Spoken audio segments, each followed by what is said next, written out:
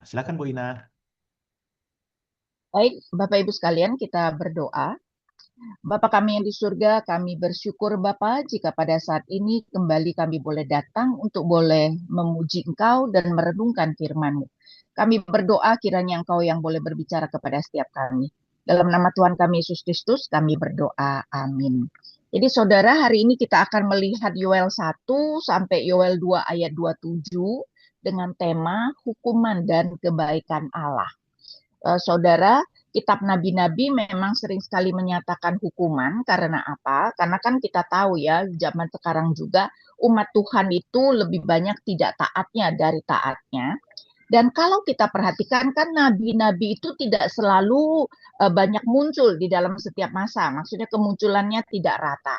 Dan nabi-nabi terutama muncul kalau umat Allah tidak taat ya. Karena itu jangan heran nabi-nabi itu sering sekali berbicara tentang hukuman Tuhan. Tetapi tentu saja hukuman Tuhan itu tidak pernah merupakan kata terakhir bagi orang percaya. Karena itu seperti tema kita hari ini dan itu sering sekali kita lihat hukuman Allah itu kemudian atau nubuat tentang penghakiman Allah kemudian diikuti dengan kebaikan Allah, anugerah Allah menjanjikan sesuatu yang baik. Nah, next kita melihat introduksi. Ayat 1 dikatakan, firman Tuhan yang datang kepada Yoel bin Petuel. Saudara, biasanya di dalam kitab nabi-nabi ada nama raja yang disebutkan. Kalau kita ingat di Hosea, ya diawali dengan firman Tuhan yang datang kepada Hosea pada zaman Usia, Yotam, dan sebagainya. Tapi di sini tidak. Dan ini berarti kita tidak tahu persis kapan nabi ini datang. Apakah kepada kerajaan utara atau kerajaan selatan. Karena itu kenapa misalnya para ahli pun sangat berbeda pendapat ya. Jadi kita tidak tahu kapan sebenarnya ini dituliskan. Next, kita kemudian melihat krisis di tanah Tuhan. Apa yang terjadi adalah nanti akan terjadi sebuah peristiwa unik. Ayat 2, dengarlah hai para tua-tua, pasanglah telinga hai seluruh penduduk negeri. Pernahkah terjadi seperti ini di zamanmu atau di zaman nenek moyangmu? Berarti ini adalah sesuatu yang unik, belum pernah terjadi. Karena itu di ayat 3 ceritakanlah tentang itu kepada anak-anakmu dan biarlah anak-anakmu menceritakan kepada anak-anak mereka dan seterusnya. Karena itu saudara, perlu dikomunikasikan ya. Kalau ada sesuatu yang begitu unik terjadi, berarti ada pesan yang penting yang Allah mau katakan. Dan ternyata ada tentara yang menyerbu, ayat 4. Apa yang ditinggalkan belalang pengirit dimakan belalang pengembara. Apa yang ditinggalkan belalang pindahan dimakan belalang pelompat. Dan apa yang ditinggalkan belalang pelompat dimakan belalang pelahap. Ada 4 jenis belalang, saudara, ya. Dan ini menekankan kehancuran. Kita tahu serbuan tulah belalang itu mengerikan, apalagi kalau 4 jenis belalang yang berturut-turut. Dan ini menunjukkan betapa dahsyatnya hukuman yang akan terjadi. Dan karena itu ini adalah unik. Karena itu tidak mengherankan next kita melihat ada panggilan yang urgen. Pertama adalah kepada pemabuk. Bangunlah hai pemabuk dan menangislah. Merataplah hai semua peminum anggur karena anggur baru sebab anggur itu sudah dirampas dari mulutmu. Ya, pemabuk meratap karena tidak ada lagi anggur. Tapi coba perhatikan ayat 6. Sebab suatu bangsa maju menyerang negeriku. Saudara, apa yang terjadi ini menunjukkan ketika Tuhan menubuatkan penghakiman, apalagi ketika penghakiman itu akan Tuhan lakukan, hati Tuhan itu sedih karena ini adalah negerinya. Jadi penghakiman terjadi pada negeri Tuhan ya. Ketika kita berbicara tentang Hosea waktu itu, hati Tuhan itu bergejolak saudara ketika dia harus menghukum umatnya. Kemudian juga setelah pemabuk adalah yang umum. Karena itu ayat 8 merataplah seperti anak dara, berpakaian kain kabung karena mempelai kasih masa mudanya. Kemudian bicara tentang ayat 9, kurban sajian dan kurban curahan sudah lenyap dari rumah Tuhan. Berkabunglah para imam pelayan-pelayan Tuhan ya. Kemudian ladang sudah musnah. Jadi ada umum ya mengajak semua lapisan masyarakat untuk berkabung. Karena memang ini juga berpengaruh pada ibadah karena ayat 9 tadi kurban sajian dan kurban curahan sudah lenyap. Ya, ketika negeri dihancurkan, tidak ada lagi penghasilan, tentu saja persembahan pun kemudian tidak ada di dalam rumah Tuhan. Nah, next kemudian dikhususkan kepada petani. Kita tahu bahwa Israel terutama adalah petani, ya. Kita melihat 11, malulah hai petani-petani, merataplah hai penggarap-penggarap kebun anggur karena gandum dan jelai sebab sudah musnahlah panen ladang. Pokok anggur sudah kering, pohon ara sudah layu, pohon delima, pohon kurma dan pohon apel, segala pohon di padang sudah kering. Coba bayangkan ya, apa yang akan terjadi kepada para petani tersebut di mana tidak ada lagi sukacita. Saudara, kita tahu ya, petani itu biasanya sangat bersukacita, bahkan bisa ada perayaan ketika panen ya, bahkan perayaan seperti 7 minggu itu berkaitan dengan panen misalnya. Dan ini tentu saja sekarang tidak ada lagi panen. Kemudian juga secara khusus para imam, ayat 13, kenakanlah kain kabung dan merataplah hai imam-imam, meraunglah hai pelayan-pelayan mesbah, masuklah bermalamlah dengan memakai kain kabung hai pelayan-pelayan Allahku, sebab kurban sajian dan kurban curahan sudah dihentikan dari rumah Allahmu. Ya, mereka itu hidup dari persembahan dan terutama imam juga kurban-kurban itu ada bagian yang diberikan kepada imam. Jadi bayangkan ya, mereka juga kemudian akan kena dampaknya. Dan memang perhatikan beberapa kali bicara tentang rumah Tuhan. Ayat 9, kurban sudah lenyap dari rumah Tuhan. Ayat 13 di sini juga dikatakan kurban sajian dan kurban curahan sudah dihentikan dari rumah Tuhan. Ya, dan 14 juga disuruh ke rumah Tuhan untuk meratap. Dan ayat 16, bukankah sudah lenyap makanan di depan mata kita, sukaria dan sorak-sorai dari rumah Allah kita. Saudara, rumah Tuhan itu menjadi bagian yang sangat penting di dalam kehidupan umat Allah. Ya, karena itu tidak mengherankan bahwa ini sangat ditekankan juga. Nah, next kita kemudian melihat kedatangan hari Tuhan. Ini masih berupa nubuat ya, Bapak Ibu ya. Jadi Yoel itu memberikan kita nubuat tentang hari Tuhan. Nah, perhatikan karakter negatif dari hari itu karena itu dimulai dari ayat 15. Wahai hari itu. Wahai, kalau di Inggris dibilang wow ya, jadi itu celakalah gitu ya. Celakalah hari itu. Sungguh hari Tuhan sudah dekat datangnya sebagai kuasa pemusnahan dari Yang Maha Kuasa. Nah, kata yang diterjemahkan yang maha kuasa itu sebenarnya adalah Shaddai, saudara. Ya, jadi El Shaddai, El itu sebenarnya adalah yang maha kuasa, tetapi sebenarnya yang maha kuasa itu belum menerjemahkan Shaddai-nya. Shaddai itu berarti Allah yang memelihara, ya, dan itu terutama terlihat Allah itu lebih menunjukkan dirinya sebagai El Shaddai kepada bapak-bapak leluhur dan kita tahu bagaimana pemeliharaan Allah kepada bapak-bapak leluhur. Saudara bisa lihat ironinya enggak bahwa ya pemusnahan itu dari Allah yang memelihara. Allah yang biasanya memberikan mereka pemeliharaan yang begitu luar biasa, sekarang adalah Allah yang akan memusnahkan. Tidak mengherankan, ini adalah hari yang menakutkan. Dan terutama karena pemusnahan ini adalah terhadap umat Allah sendiri. Dan next kita melihat bayang-bayang yang jelas akan hari itu. Ayat 16 ya, kita melihat tidak ada makanan, bukankah sudah lenyap makanan di depan mata kita? Ya, bayangkan ya, semua tanaman pasti sudah hancur dengan 4 jenis belalang tersebut. Dan otomatis tidak ada sukacita, ya, sukaria dan sorak-sorai dari rumah Allah kita. Ayat 17, benih-benih menjadi kering di bawah bongkahan tanah, gudang-gudang sudah licin tandas dan lumbung-lumbung sudah runtuh sebab gandum sudah habis. Tidak ada tuayan. Dan 18, Betapa hewan-hewan mengeluh dan kawanan-kawanan lembu pun resah, sebab tidak ada lagi padang rumput baginya, juga kawanan kambing domba turut menderita. Ya, tidak ada hewan atau lebih ke arah hewannya sangat menderita. Nah, saudara, mungkin kita kemudian bertanya apa yang menjadi tujuan. Ya, ingat ini adalah nubuat. Tentu saja tujuannya adalah sebagai peringatan.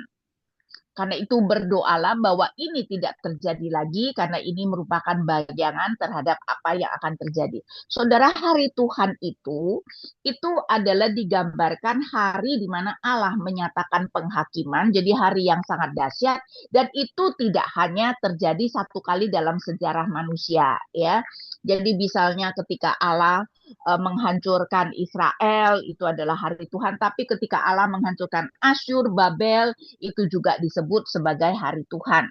Dan tentu saja hari Tuhan yang paling dahsyat adalah apa yang akan terjadi pada akhir zaman, ya. Sehingga ini juga merupakan bayang-bayang yang menunjuk kepada penghakiman dahsyat yang akan Tuhan berikan pada akhir zaman.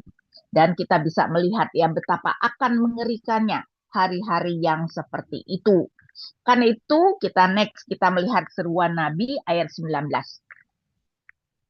Saudara, nabi-nabi kenapa sulit dibaca adalah salah satunya selain banyak memakai bahasa kiasan ya karena biasanya diberikan dalam bahasa kiasan, tetapi juga tidak diberitahu siapa yang berbicara. Kalau di dalam kisah narasi kita misalnya mendengar Abraham berkata, Tuhan kemudian berkata, ya jadi kita selalu tahu siapa yang berbicara, tapi tidak di dalam kitab nabi-nabi. Karena itu kita itu selalu harus menebak siapa yang berbicara. Ya, jadi dalam hal itu tadi misalnya yang mengatakan dengarlah tentu saja ya nabi berbicara kepada umat tapi nabi mewakili umat. Tapi sekarang coba lihat ayat 19, kepadamu ya Tuhan aku berseru. Jadi di sini nabi secara khusus berbicara kepada Tuhan. Ya, jadi di sini Nabi Yoel berbicara atas dirinya sendiri, tidak seperti bagian sebelumnya dia mewakili Tuhan berbicara kepada umat. Dan dia berkata ayat 19, kepadamu ya Tuhan aku berseru, sebab api telah memakan habis tanah penggembalaan di padang gurun dan nyala api telah menghanguskan segala pohon di padang. Juga binatang-binatang liar rindu kepadamu, sebab wadi sudah kering, wadi itu adalah sungai yang kecil, dan api pun telah memakan habis tanah penggembalaan di padang gurun. Jadi Nabi kemudian berbicara di sini menekankan binatang-binatang yang menderita karena tidak ada air dan tidak ada rumput penggembalaan, ya, tidak ada makanan. Kenapa? Kenapa di sini si Yoel berbicara khusus tentang binatang? Nah, tentu saja tujuannya supaya Tuhan berbelas kasihan. Tuhan kalau sampai memberikan hari Tuhan, apalagi kita tahu ini adalah terhadap umatnya, itu berarti Tuhan sedang murka sekali terhadap umatnya. Karena itu Yoel kemudian mau menyatakan kepada Tuhan, Tuhan, tapi ingatlah bukan cuma umatmu, oke, mereka jahat, mereka berdosa, mereka pantas dihukum, tapi bagaimana dengan binatang-binatang Tuhan? Ya, sehingga kita melihat tujuannya adalah supaya Tuhan berbelas kasihan, tapi tentu saja menunjukkan betapa Allah kita juga sangat peduli dengan kehidupan binatang. Karena itu, saudara kita itu juga ya perlu menjaga lingkungan hidup, kita perlu juga memperhatikan kehidupan binatang-binatang. Sekalian saja saya berikan sedikit mengenai ya bagaimana kita seharusnya menjaga lingkungan hidup. Saudara ingat gak di dalam Kejadian 1, berkat yang pertama yang Allah berikan itu kepada siapa atau apa? Kemungkinan kebanyakan kita mengatakan bahwa berkat itu adalah kepada manusia, tapi itu tidak benar, saudara. Berkat pertama Allah adalah kepada binatang. Karena itu coba lihat Kejadian 1 ayat 22. Allah memberkati semua itu, firman-Nya berkembang biaklah dan bertambah banyaklah serta penuhilah air di laut dan hendaklah burung-burung di bumi bertambah banyak. Baru ayat 28 Allah memberkati binatang. memberkati manusia. Ayat 28, Allah memberkati mereka dan berfirman kepada mereka, beranak cuculah dan bertambah banyaklah. Penuhilah dan taklukkanlah bumi, berkuasalah atas ikan-ikan di laut, burung-burung di udara, dan atas segala binatang melata di bumi. Memang Allah memberikan kuasa kepada manusia untuk mengelola bumi ini.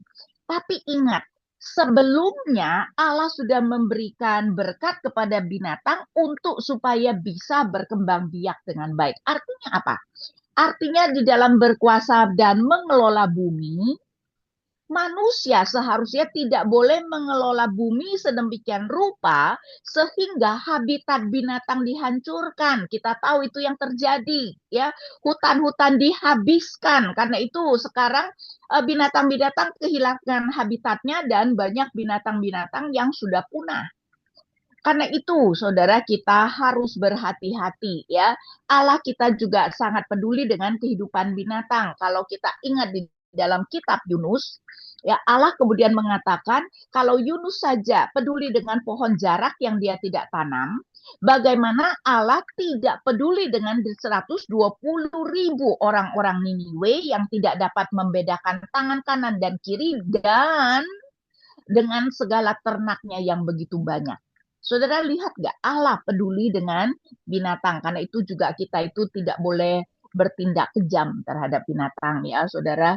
Kita manusia itu kadang-kadang bertindak kejam sekali dengan binatang. Karena itu saya itu pernah baca misalnya bagaimana ikan itu ya digoreng hidup-hidup supaya seger, jadi cuman kepalanya yang tidak dikasih minyak, badannya digoreng saudara ketika dia masih hidup supaya segar.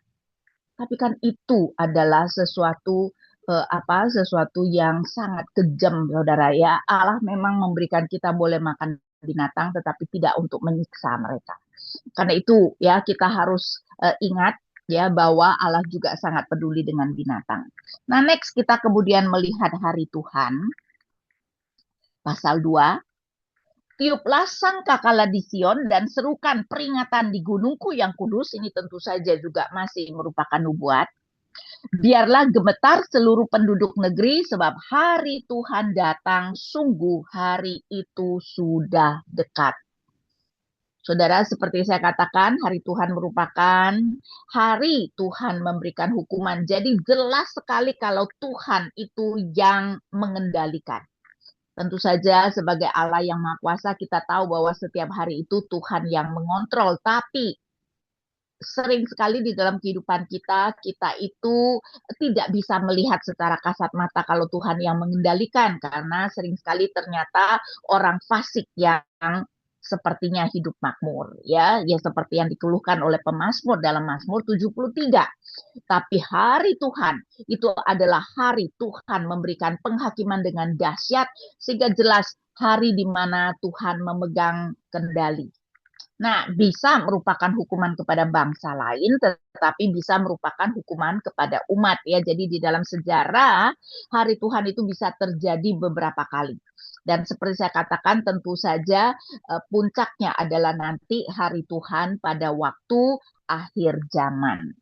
Nah, next kita melihat di sini hari Tuhan adalah hari yang menakutkan. Karena itu di ayat 1 di tengah, biarlah gemetar seluruh penduduk negeri, sebab hari Tuhan sudah datang, sungguh hari itu sudah dekat. Ayat 2, hari gelap gulita dan kelam pekat, hari berawan dan kelam kabut. Saudara, jelas hari yang sangat mengerikan, ya.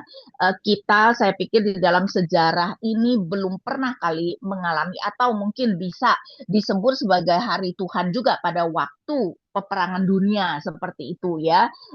Tapi kan kebanyakan kita mungkin tidak pernah benar-benar mengalami peperangan dunia, apalagi yang pertama, ya, atau perang dunia yang kedua, dan itu tentu saja merupakan hari yang begitu menakutkan, saudara, ya, sehingga kita bisa melihat kenapa disebut hari gelap gulita dan kelam pekat. Next, nah kemudian gambaran tentara Tuhan yang menyerbu. Nah, saudara, sampai sekarang di antara para teolog pun ada perdebatan apakah ini sebenarnya tentara manusia atau tentara belalang. Saya lebih melihat bahwa ini adalah tentara belalang karena apa? Seringnya pemakaian kata seperti bahkan 11 kali dalam teks Ibrani. Karena itu misalnya saya tunjukkan dulu beberapa bagian. Ayat 4, rupa mereka seperti kuda dan seperti kuda balap mereka berlari. Namanya seperti kuda ya berarti bukan kuda, bukan? Ayat 5, seperti gemertaknya kereta-kereta. Bagian berikutnya, seperti geletiknya nyala api dan seperti suatu bangsa yang kuat. Seperti suatu bangsa yang kuat berarti kan bukan suatu bangsa. Dan 7, seperti pejuang mereka berlari seperti prajurit. Ya berarti mereka itu bukan prajurit ataupun pejuang, betul tidak? Ya karena itu saya lebih melihat ini bukan tentara manusia, tetapi tentara belalang. Karena tadi juga Tuhan sudah mengatakan ada 4 jenis belalang yang Tuhan akan kirimkan. Ya, jadi kita melihat gambaran tentara dan bagaimana ya tentara ini. Next kita melihat keunikan 2B.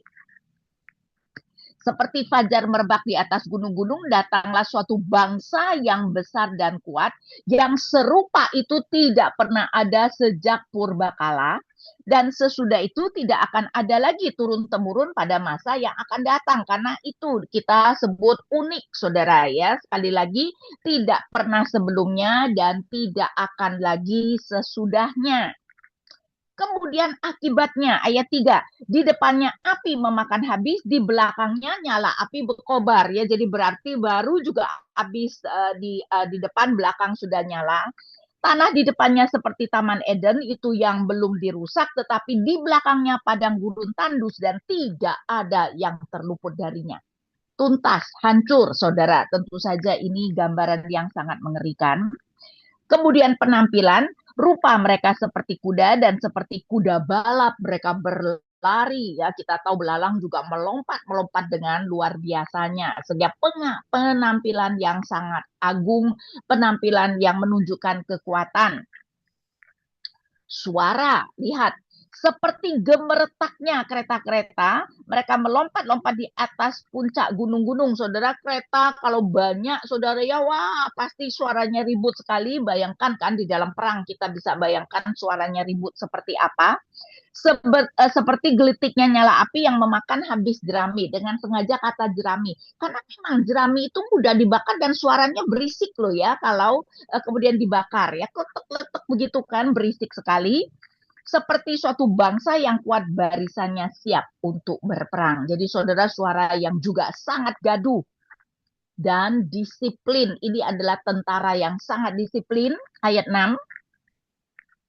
Di hadapannya bangsa-bangsa gemetar, semua muka menjadi pucat pasi, seperti pejuang mereka berlari, seperti prajurit mereka menaiki tembok, dan ini lebih tepat belalang ya, pakai naik tembok segala. Masing-masing berjalan di jalurnya, tidak tiada menyimpang dari jalannya. Jadi benar-benar berbaris rapi. Mereka tidak berdesak-desakan, masing-masing berjalan terus di jalannya. Saudara bayangkan, disiplin sekali ya, seperti tentara yang memang sudah dilatih dengan begitu disiplinnya. Kemudian tidak dapat dihentikan. Mereka menerobos pertahanan bertombak, barisan mereka tidak terputuskan, mereka menyerbu ke dalam kota, berlari di atas tembok, memanjat ke dalam rumah-rumah, masuk melalui jendela-jendela seperti pencuri. Saudara, tidak dapat dihentikan dan tentu saja menakutkan. Ayat 10, di depannya bumi gemetar, langit berguncang, matahari dan bulan menjadi gelap, dan bintang-bintang menyimpan cahayanya. Ya saudara, ini adalah gambaran hari Tuhan. Hari yang sangat menakutkan, hari yang saya yakin tidak ada satupun dari kita yang ingin mengalaminya. Next, kita kemudian melihat keadaan darurat bagi umat Tuhan, ayat 11. Tuhan memperdengarkan suaranya di depan tentaranya, sungguh sangat banyak pasukannya, sungguh kuat pelaksanaan firman-Nya, betapa dahsyat dan mengerikan hari Tuhan itu, siapa yang dapat menahannya. Saudara, ini bukan bencana alam, tetapi penghakiman Tuhan. Dan kata Tuhan di depan, ya menunjukkan penekanan ini adalah Tuhan sendiri yang melakukan. Saudara, kalau musuh yang melakukan, ketika Tuhan berkenan, umat masih bisa menang. Kalau Tuhan yang melakukan kepada umatnya, ada mungkin nggak sih umat tidak bisa bertahan? Tentu saja tidak mungkin, saudara ya. Karena itu kenapa ini merupakan sesuatu yang begitu darurat, karena Tuhan sendiri yang melakukannya. Tapi memang tujuan daripada nubuat ini tentu saja adalah supaya kemudian umat bertobat. Karena itu next kita melihat panggilan Tuhan. Ayat 12 ya. Tetapi sekarang juga demikianlah firman Tuhan, berbaliklah kepadaku dengan segenap hatimu, dengan berpuasa, menangis, dan meratap. Koyakkanlah hatimu dan jangan pakaianmu, berbaliklah kepada Tuhan Allahmu. Saudara, kita tahu bahwa orang Israel kalau berkabung mereka itu mengoyak pakaiannya, ya. Tetapi Tuhan mau mengatakan, kamu jangan hanya mengoyakkan pakaianmu, tetapi koyakkanlah hatimu. Tentu saja bukan berarti mereka tidak disuruh mengoyak pakaian, itu adalah budaya yang akan mereka lakukan. Tetapi Tuhan mau mengingatkan bahwa mengoyakkan pakaian itu tidak cukup. Kamu seharusnya mengoyakkan hatimu, berarti datang kepada Tuhan dengan hati yang hancur, ya, dengan hati yang remuk redam, dengan hati yang bertobat. Dan hati, saudara, di dalam konteks bahasa Ibrani bukan hanya emosi, tetapi adalah kehendak atau inti dari seseorang. Jadi biasanya hati itu mencakupi akal budi, perasaan tentu saja ada, dan juga kehendak. Nah, next kita melihat stimulan atau motivasi untuk pertobatan. Kenapa? Kenapa bertobat? 13b. Ya, jadi tadi berbaliklah kepada Tuhan Allahmu sebab ia penyayang dan ia pengasih dan penyayang, panjang sabar dan berlimpah kasih setia, ia menyesal atas malapetaka yang hendak didatangkannya. Motivasi Tuhan yang akan berespon dengan menyesal, yaitu bahwa dia tidak akan melakukan apa yang dikatakannya kalau umat bertobat, ya. Dan ini jelas di dalam Yeremia 18 ayat 7 dan 8. Saya bacakan Yeremia 18 ayat 7 dan 8. Ada kalanya aku berkata tentang suatu bangsa dan tentang suatu kerajaan bahwa aku akan mencabut, merobohkan, dan membinasakannya. Akan tetapi apabila bangsa yang kusebutkan itu bertobat dari kejahatannya, aku akan menyesal karena hendak menjatuhkan malapetaka yang kurencanakan terhadap mereka. Ya, jadi bertobatlah. Ya, tapi saudara, hati-hati, pertobatan kita tidak dapat menuntut Tuhan. Pertobatan kita adalah syarat, karena kalau kita tidak bertobat, Tuhan tetap akan menghukum, tetapi tidak pernah menjadi penyebab pemulihan. Karena penyebabnya adalah apa? Penyebabnya adalah karena Allah kita adalah Allah yang panjang sabar, penuh belas kasihan, dan menyesal atas malapetaka yang hendak didatangkannya. Tentu saja bukan berarti kita manusia bisa mengubah kehendak Tuhan, ya. Ingat tadi Yeremia 18, ada kalanya aku berkata. Saudara, ketika Tuhan berkata, itu bisa bukan merupakan ketetapan Tuhan. Kalau Tuhan sudah menetapkan, tidak mungkin berubah. Tetapi Tuhan seperti di sini sering sekali memberikan nubuat dengan tujuan supaya umat bertobat, dan nanti kalau umat atau bangsa lain bertobat, Tuhan tidak jadi melakukannya seperti yang terjadi pada Niniwe di kitab Yunus, ya. Nah, next kita kemudian melihat kesungguhan pertobatan. Ayat 15, 17, sangkakanlah di Sion, khususkanlah hari puasa, umumkanlah perkumpulan raya, harus merupakan pertobatan komunal, karena hukuman ini bukan hukuman Tuhan kepada pribadi-pribadi, tapi hukuman Tuhan kepada segenap umat. Karena itu mereka disuruh bertobat secara komunal. Ayat 16, kumpulkanlah bangsa ini, kuduskanlah jemaah, himpunkanlah orang-orang tua, kumpulkanlah anak-anak, bahkan anak-anak yang menyusu, biarlah pengantin laki-laki keluar dari kamarnya dan pengantin perempuan dari kamar tidurnya. Dan ini menunjukkan kesungguhan sampai pengantin pun, ya, harus meninggalkan bulan madu, mereka pergi ke bait. Dan itu berarti itu adalah sesuatu yang sangat urgen. Ya, karena di dalam Taurat Musa sendiri, saudara, laki-laki yang baru menikah selama 1 tahun itu tidak boleh ikut berperang.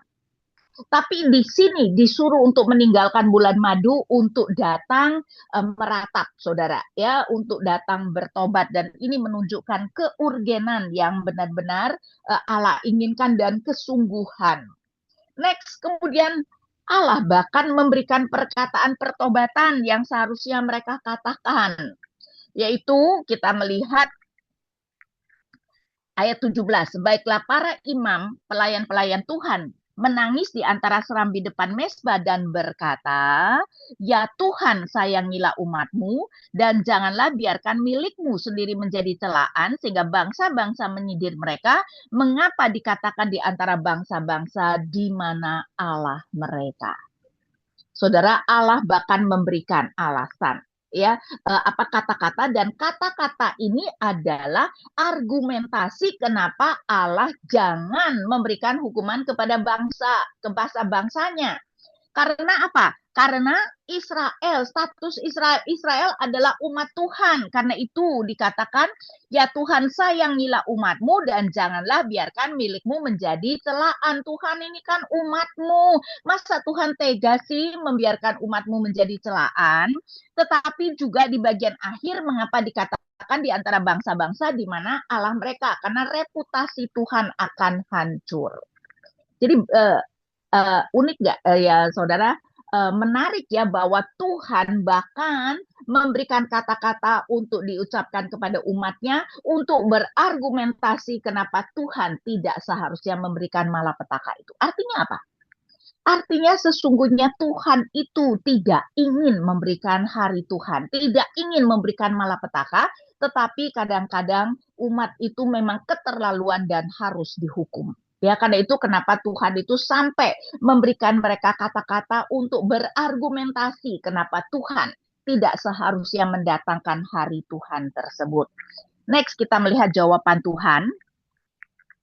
Hati Tuhan berkobar-kobar untuk tanahnya dan ia berbelas kasihan kepada umatnya. Tuhan menjauh umatnya, katanya, sesungguhnya aku akan mengirim kepadamu gandum, anggur, dan minyak, dan kamu akan kenyang olehnya. Aku tidak akan lagi membiarkan kamu menjadi celaan di antara bangsa-bangsa. Ya, jadi Yoel juga memberikan nubuat bagaimana Tuhan kemudian akan berbelas kasihan, tidak akan membiarkan umat menjadi celaan. Seperti tadi doa yang Tuhan katakan supaya umat berdoa, janganlah biarkan milikmu sendiri menjadi celaan. Untuk itu kita melihat ayat 20, penyerbu dari utara akan kujauhkan dari kamu dan akan kuusir ke negeri yang kering dan tandus, barisan depannya ke laut timur dan barisan belakangnya ke laut barat. Ya, dan ini berarti bahwa Tuhan akan menyingkirkan cambukan, yaitu yang datang dari bangsa-bangsa dari utara, bangsa-bangsa yang menyerbu. Dan next kita melihat sukacita yang Tuhan pulihkan. Dan coba kita melihat, perhatikan objek penerima firman 21. Jangan takut, hai tanah. Bersorak-sorailah dan bersukacitalah sebab sungguh dahsyat yang dilakukan Tuhan. Pertama, tanah, saudara. Ingat, Tuhan itu peduli dengan alam ini. Ya, karena itu kenapa di dalam Taurat Musa pun tahun ke-7 seharusnya tanah beristirahat. Kemudian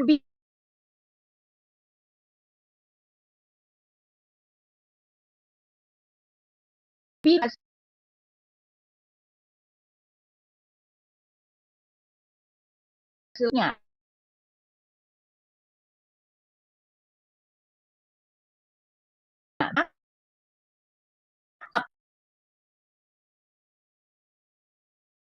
tentunya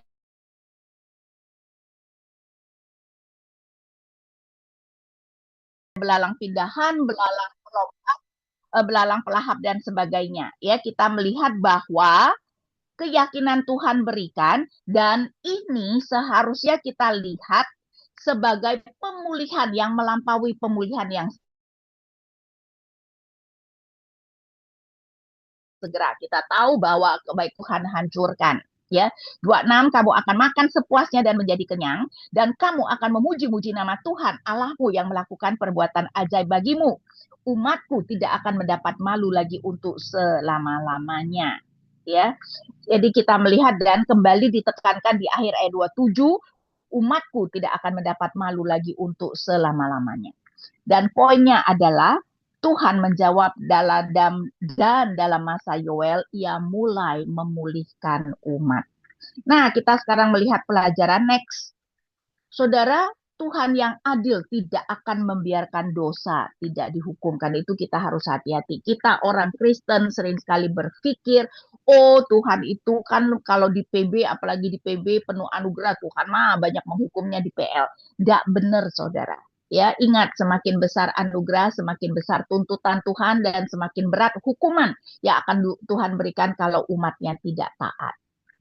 Kita sering menganggap seperti itu karena kita tidak punya wahyu khusus yang berbicara tentang apa yang terjadi. Tapi kalau kita tahu sejarah gereja, saudara, apa yang disebut abad-abad pertengahan adalah masa kelam gereja. Dan itu berarti Tuhan sedang menghukum umatnya. Ya, dan itu adalah masa-masa yang mengerikan kalau saudara tahu apa yang terjadi. Ya, itu adalah masa di mana kemudian surat orang bisa membeli surat penghapusan hutang karena itu, dan itu membuat umat semakin berani berdosa, terutama mereka yang kaya. Oh, nggak apa-apa, nanti aku bisa beli pengampunan dan sebagainya. Jadi kita melihat ya masa-masa kelam, dan makin besar anugerah Tuhan, makin berat hukuman yang akan Tuhan berikan. Karena itu kita harus hati-hati. Dan hari Tuhan adalah hari di mana Tuhan menghukum dengan sangat dahsyat. Next, namun Tuhan selalu penuh dengan belas kasihan bahkan dalam hukumannya. Dan hukuman Tuhan bertujuan mempertobatkan umat. Dan setelah umat bertobat, Tuhan akan memulihkan dengan berlimpah. Dan ingat, Tuhan itu tidak hanya peduli kepada manusia, tetapi juga kepada hewan dan alam ini. Oke, saya selesai membahas, saya berikan kesempatan untuk boleh bertanya.